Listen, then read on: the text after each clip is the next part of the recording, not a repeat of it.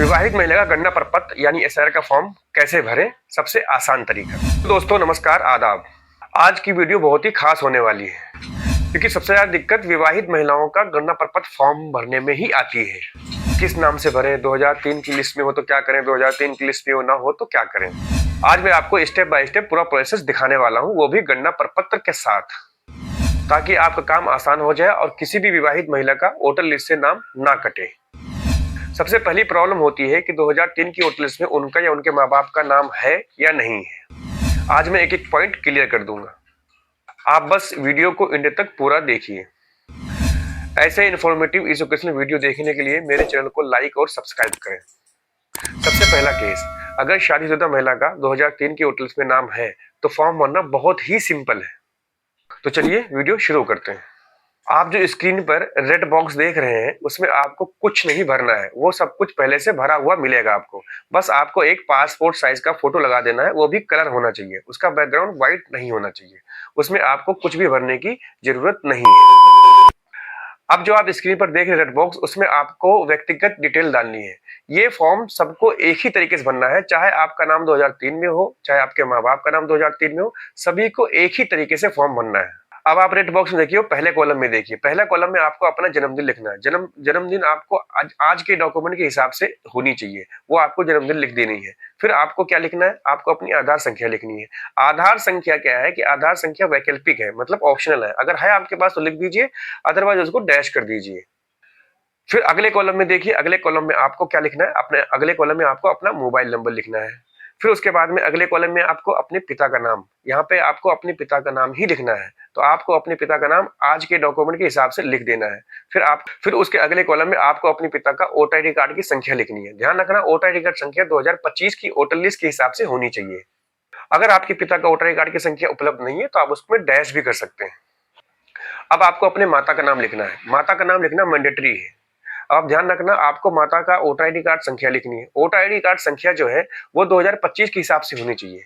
बहुत सारे केस में क्या होता है कि वोटर आईडी कार्ड 2002 का लिख देते हैं लोग, लेकिन ध्यान रखना, यहाँ पे जो भी डिटेल लिखोगे आप 2025 यानी कि आज के हिसाब से लिखोगे। आपको अपने पिता का नाम आज के डॉक्यूमेंट के हिसाब से लिखना है और अपने माता का नाम आज के डॉक्यूमेंट के हिसाब से लिखना है, और माता का वोटर आईडी कार्ड की संख्या भी 2025 की लिस्ट के हिसाब से लिखनी है। अगर है तो लिख दीजिए, अदरवाइज उसमें डैश कर दीजिए। फिर आप अपने पति का नाम लिखिए। पति का नाम ध्यान रखना, पति का नाम आज के डॉक्यूमेंट के हिसाब से होना चाहिए। उसके बाद में पति का वोटर आईडी कार्ड की संख्या लिखनी है। पति का वोटर आईडी कार्ड संख्या आपको पहले ही बताया कि 2025 के वोटर लिस्ट के हिसाब से होनी चाहिए। ये जो आपका रेड बॉक्स है, जो आपने व्यक्तिगत डिटेल डाली है, ये आपको फॉर्म सभी को ऐसे ही भरना है, इसमें कोई चेंज नहीं होगा, ये फॉर्म ऐसे ही भरा जाएगा। अब हम आपको बताते हैं 2003 की लिस्ट की डिटेल कैसे डालनी है। जैसा कि आपका पहला केस है, 2003 की लिस्ट में नाम है, तो आप अपने स्क्रीन पे देखिए, लेफ्ट साइड में जो रेड बॉक्स है उसमें देखिए, इसमें क्या लिखा हुआ। इसमें ये पूछ रहा है कि आपकी डिटेल पिछले एसआईआर की, मतलब आपका जो पिछला एसआईआर की डिटेल है 2002 या 3 की, वो डिटेल डालनी है खुद की आपकी। तो वो लेफ्ट साइड में जो रेड बॉक्स देख रहे हो वहां पे डालनी है। वहां पे आपको क्या लिखना है, निर्वाचक का नाम यानी कि आपका नाम 2002 या 3 के हिसाब से। आपने 2002 और 3 की वोटर लिस्ट के हिसाब से आपने अपना नाम डाल दिया, ठीक है। उसके बाद में फिर आपको वोटर आईडी कार्ड नंबर डालना है 2002 या 3 के हिसाब से। ध्यान रखना, 2002 या 3 के हिसाब से वोटर कार्ड संख्या डालनी है, अगर उपलब्ध है तो। बहुत सारे केस में क्या होता है, 2002 या 3 में वोटर आईडी कार्ड संख्या नहीं लिखी होती थी, तो आपको वहां पे डैश कर देना है। अगर वहां पे लिखी है तो लिख देना है, नहीं लिखी है तो आपको डैश कर देना है। मैं इसलिए बार बार बता रहा हूँ कि एक चीज नहीं पता होगा आप लोगों को कि 2002-3 में सबके वोटर आईडी कार्ड अलग थे, और उसके बाद में 2016 के बाद में सबके वोटर आईडी कार्ड चेंज हो गए। यानी तो इसलिए मैं बार बार रिपीट कर रहा हूँ कि 2002 में ईपिक नंबर कुछ और थे और अब एक नंबर कुछ और हो गए। फिर आपको संबंधी का नाम यानी कि रिलेटिव का नाम लिखना है 2002 या 3 की वोटर लिस्ट के हिसाब से। जहां जो उस टाइम पे वो लिखा होगा वही आपको वहां पे वही स्पेलिंग के साथ में लिख देना है। जो नाम, जैसे कि आपने देख लिया कि आपको संबंध लिखना है, संबंध में आपको पिता है वहां पे तो पिता लिख देना है, माता है तो माता लिख देना है। उसके बाद में आपको जिला लिख देना है 2000। फिर आपको अपना राज्य लिखना है, जिस भी राज्य से आते हो आप उस राज्य का नाम लिख देना है 2002 या 3 के हिसाब से।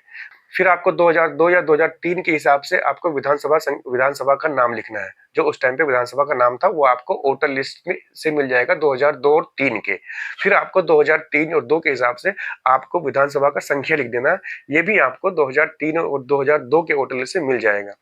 सबसे इंपॉर्टेंट जो है वो विधानसभा का नाम, विधानसभा विधानसभा की संख्या का नंबर और विधानसभा का संख्या के नंबर के बाद में आपको पार्ट का नंबर यानी कि भाग संख्या, फिर आपको क्रम संख्या यानी कि वोटर लिस्ट का सीरियल नंबर, ये चीज मेन इंपॉर्टेंट है। तो इसको आप 2002 या 3 की लिस्ट से ही मिलान करके लिखना है। तो अब ये आपका फॉर्म कंप्लीट हो गया। 2003 की या 2 की वोटर लिस्ट में आपका नाम था, आपने ऐसे ही फॉर्म भरना है। आप अपने स्क्रीन पे देख सकते हैं कि आपने पहले सबसे ऊपर में आपने फोटो लगा दिया, उसके बाद में व्यक्तिगत डिटेल में आपने व्यक्तिगत डिटेल लिख दिया, फिर आपने लेफ्ट साइड में, क्योंकि आपका नाम 2003 की लिस्ट में था, आपने लेफ्ट साइड के कॉलम को आपने पूरा फिल कर दिया। अब आपको कुछ नहीं करना है, साइन कर देना है। साइन के बाद फिर डेट डाल देना है। अगर साइन करना नहीं आता तो लेफ्ट साइड का अंगूठा लगा देना है। अंगूठा लगाने के बाद में फिर आपको फॉर्म बीएलओ को जमा कर देना और एक उसकी कॉपी पे साइन करा के रिसीविंग ले लेनी है और वो अपने पास रखनी है। अब दूसरा केस समझते हैं। अगर उस शादीशुदा महिला का 2003 की या 2 की लिस्ट में नाम नहीं है और उनके माता पिता का 2003 या 2 की लिस्ट में नाम है, तो क्या करेंगे? अब आपको मैं बताता हूं कि 2003 की लिस्ट में आपका नाम था तो आपने फॉर्म ऐसे भर दिया। अब आपका 2003 की लिस्ट में नाम नहीं, आपके माता पिता का नाम है, तो आपको कैसे भरना है? आपको अब ऐसे भरना है कि आप अपनी एक कॉलम देखिए नीचे वाला, जस्ट जो आपने व्यक्तिगत डिटेल डाली है उससे जस्ट नीचे देखिए, ये कॉलम देखिए। इसमें क्या मांग रहा है? इसमें यह मांग रहा है कि संबंधी का लास्ट एसआईआर की विवरण, मतलब जो संबंधी है, मतलब जो रिलेटिव है, उनके लास्ट एसआईआर का विवरण, उनकी डिटेल डालनी है यहाँ पे। तो जैसे माता है, माता का डालना है तो माता का डाल दीजिए, अगर पिता है तो पिता का डाल दीजिए। सेम सिंपल जैसे आपने अपना भरा वैसे इनका भर दीजिए। इनकी जो 2002 की डिटेल्स यहाँ पे डाल दीजिए। कैसे डालनी है? इनका नाम, मतलब उस टाइम नाम क्या था आपके पापा का, वो डाल दीजिए। उसके बाद में उनका इपिक नंबर, उस टाइम इपिक नंबर क्या था वो डाल दीजिए।